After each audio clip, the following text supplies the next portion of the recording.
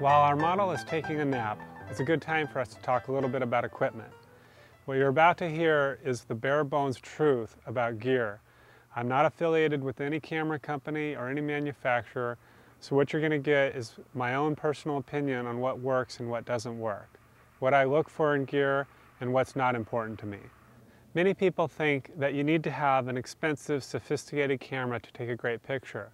Some people even think that it's really the camera that takes the picture. They say, "What a great shot. What kind of camera did you use?" And that often offends most photographers because they feel like it's the art, the artistry that actually makes the photo. And it's true that the photographer is the one making all the decisions, but it's also true that your equipment does make a difference. Whether you shoot with a compact camera or an SLR camera like this, you can still get good pictures, but you will see an improvement if you get serious about photography and decide to upgrade to a digital or a film SLR.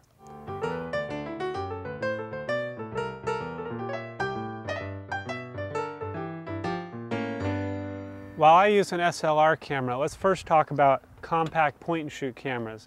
This is by far the most popular camera on the market. If you're going to get a compact camera, there's just a few things that you want to make sure that your camera features. One is the ability to control aperture and shutter speed, your exposure settings.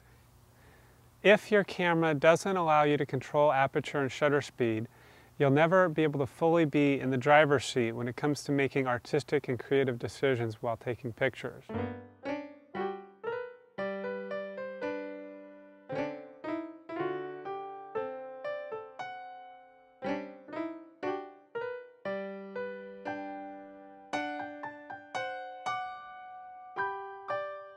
Another thing that you want to look for is a powerful telephoto zoom lens. If your camera only features a fixed lens or only features a limited zoom, you'll be limited in how you can compose your photos. Especially when you're taking pictures of kids, a zoom lens comes in very handy. If at the touch of a button you can zoom in close or come back wide, you'll be able to have more flexibility when your subject is running around and changing positions very quickly.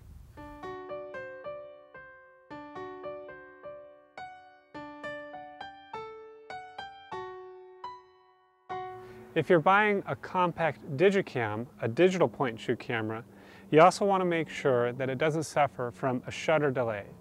That's a problem where when you press the shutter down, it actually takes a moment to take the picture. This is a very problematic issue with digital photographers with compact cameras, especially when you're taking pictures of kids. You want to make sure that you actually get the picture right when you press the button. If you have a delay between the time you press the button and the time it takes the picture, then you're often going to miss the shot.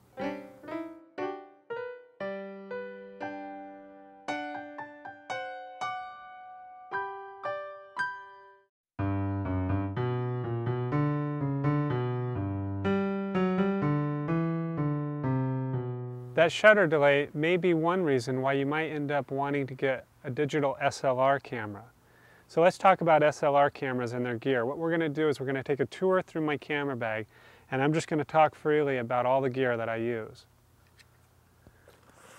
The first decision that you have when buying an SLR camera is what camera body you buy. Now, the camera body isn't the most important thing when you're buying a camera. The lenses are really the things that make the biggest difference in your photos. However, your decision about a camera body is dependent on your decision about lenses. What you want to do is try to find what camera manufacturer makes the kind of lenses that you like and get a body that fits that. If you happen to be transitioning from film to digital, you might have a collection of lenses already, and that might predetermine which kind of camera body you're going to buy. As far as the features go in the camera body, you want to make sure that you get one that has a very fast autofocus system. It's also nice if it's very quiet, so it's not a disturbing camera when you're focusing. You're also going to look for features like aperture, shutter speed control. Some things that I like are easy control, something that feels comfortable in your hands, and maybe a size. If size matters to you, you want to make sure that it can fit in the kind of camera bag that you're going to use. The last thing that you want to have happening is that you leave the camera at home because it's too bulky. If honestly, when you look at an SLR camera and you find that it's just going to be too big for you to take with you, by all means, get a compact digital camera. The most important thing is that you have your camera with you at all times. Regardless of which kind of camera you get, another thing to look for is a hot shoe. This is a port where you can put an external accessory flash. If your camera has a hot shoe, you can greatly extend your creative possibilities when taking flash photos, when you need to control the amount of light that's hitting your subject.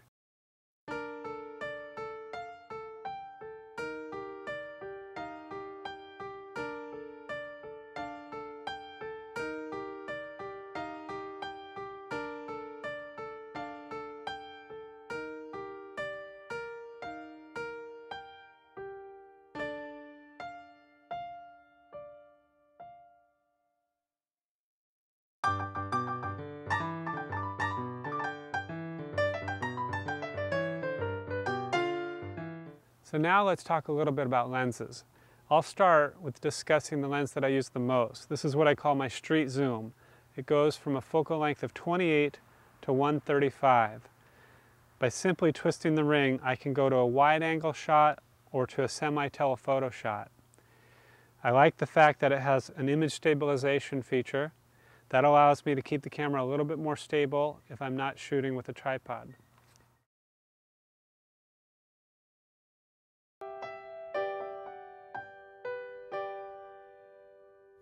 The next lens that I like to use is my super wide angle lens. This is a zoom as well, and it goes from 16 to 35. The street zoom that I rely on the most is 28 to 135. This one allows me to get even more extreme wide angle shots.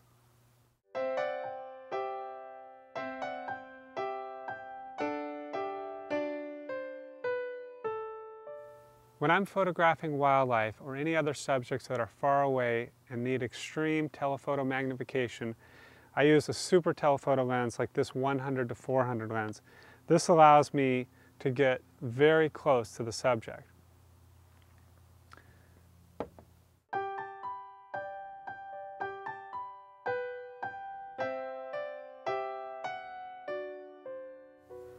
I also sometimes use a 2x teleconverter.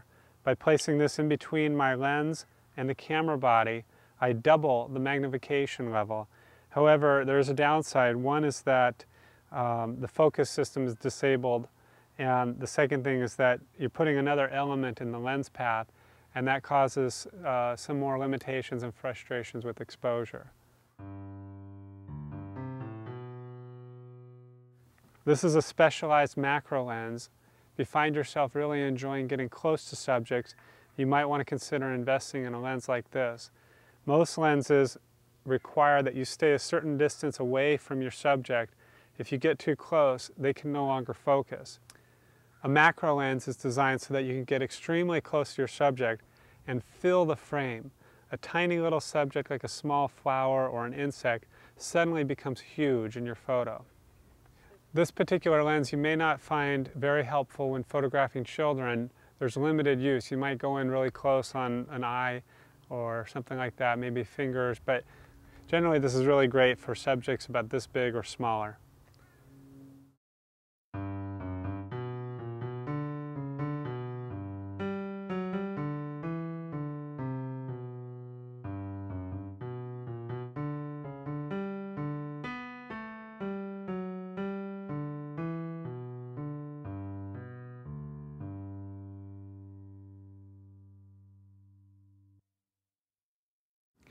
When it comes to buying lenses, you can either buy the lenses that are made by the manufacturer of your camera body, or you can buy lenses made by another company.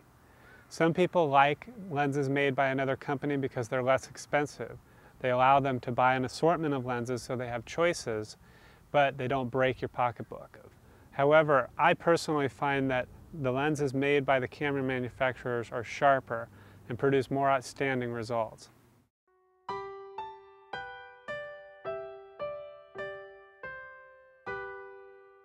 Next, I'm going to talk about the essential filters. Filters can be a real black hole. Many beginning photographers get caught up in filters and buy a whole bunch and spend too much time and money on them. You really only need two essential filters. One is a UV or skylight. You place this on the outside of your lens, and it protects your lens from potential damage. If you bump against anything or scratch something, you won't have your glass of the lens damaged, which is the most expensive part. This essentially doesn't do much to the actual photo, it just protects your lens. The other essential lens is a polarizer.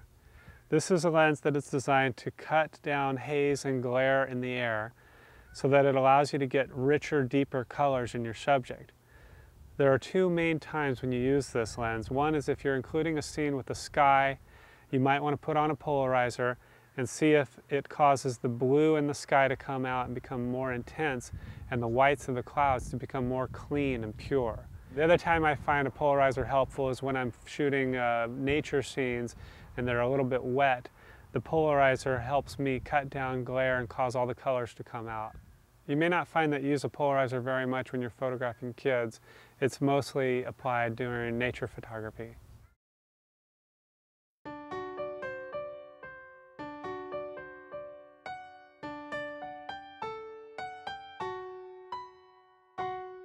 While you can rely on available light, sunshine and other light sources, or rely on your on-camera flash, I also recommend, if you get really into photography, that you invest in an external accessory flash.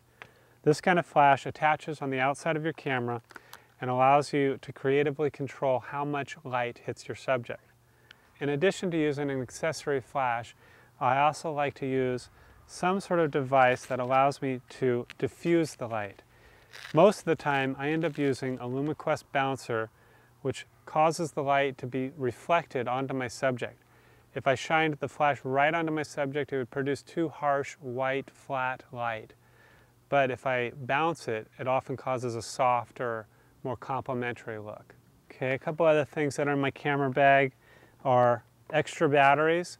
I never go anywhere without at least 2-3 sets of extra batteries just in case I run out. One time on a workshop, when I first started getting into photography, I was all set to do the workshop and I didn't have the right battery. My battery died and I just sat there twiddling my thumbs during the whole workshop. I learned that time the importance of always having a spare. It's also a good idea to have a few accessories to keep your camera clean. By far the most important is some way to clean your lens. You can either use a lens cloth or you can use a blower. It's a matter of personal preference. I personally like to use a lens cloth and then use a blower to blow out the inside of my camera every once in a while. I also carry a few shower caps in case it gets a little misty and I want to keep my camera from getting wet.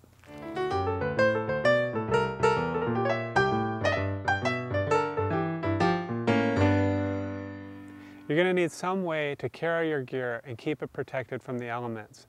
Basically, you just want to find a camera bag that fits your equipment. If you're using a compact film or digital camera, a small bag like this will allow you to place the camera in and place either a roll of film or a compact flash card in the accessory pocket. If you have a slightly larger digital camera, you might find a more medium-sized camera to be just exactly what you need. Something that allows you to put the camera body in here and some accessories off to the side. If you get seriously involved in photography, you're going to find that a backpack is a fun idea. It allows you to place maybe 1 or 2 camera bodies, several lenses, filters, batteries, flash, everything that you need in this backpack.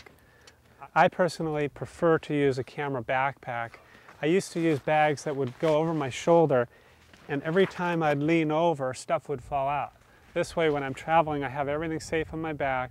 I keep my camera and my street zoom lens on and I'm shooting, and then when I get to a spot and end up shooting a lot, I take my camera bag off and get out the gear that I need to get.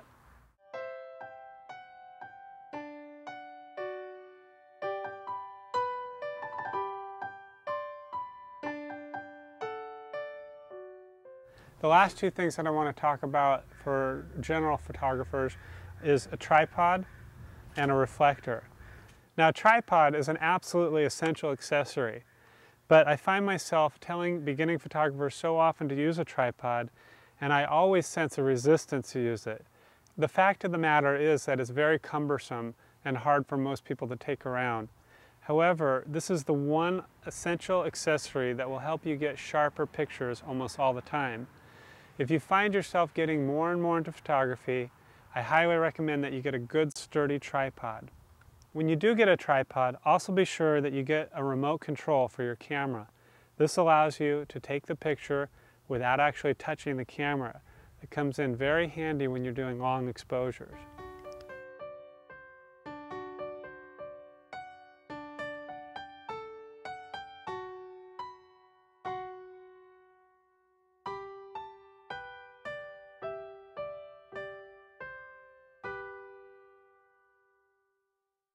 Professional photographers also like to use reflectors when they're shooting. This allows you to control the amount of light hitting your subject. If you have part of your subject in bright light and part in shadow, you can use a reflector to bounce light up into the subject. This is a great way to fill shadows.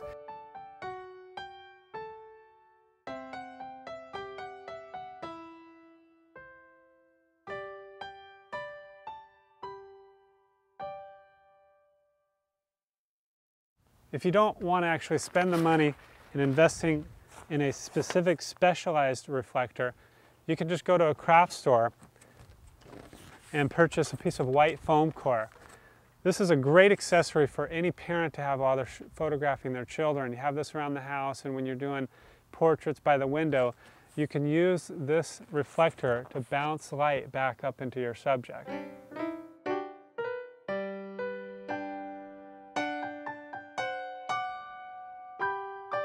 If you're a digital photographer, you're going to need a few other items. One is a memory card.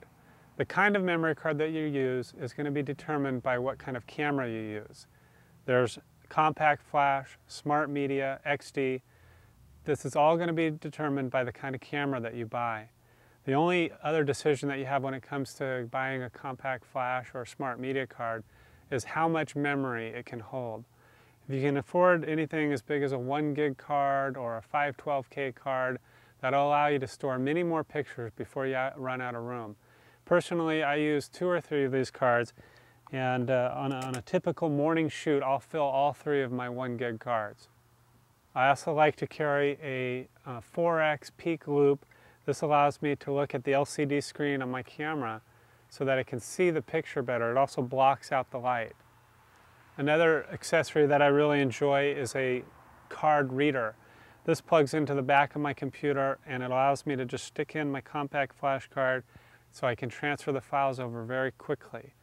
This makes it so that I don't have to rely on the cables and the connections that come with the camera, which is usually a much slower way to transfer images from your camera to your computer. If you're a film photographer, the only essential accessory you need is film. Everyone's always asking me what is the best kind of film to use. There are many different styles and flavors. However, one recommendation might be the Portra line. That is one film that is constantly recommended as a good one for skin tones. In addition to all this camera equipment, you might also find a few other things in my camera bag. I like to carry props. I like to carry colorful items that I can include, especially when I'm doing child photography. Anything with a little splash of color, a red ball cap, or an umbrella, toys, stuffed animals, anything that might make the child feel more at home or might add a little splash, a little extra meaningful thing to the photo.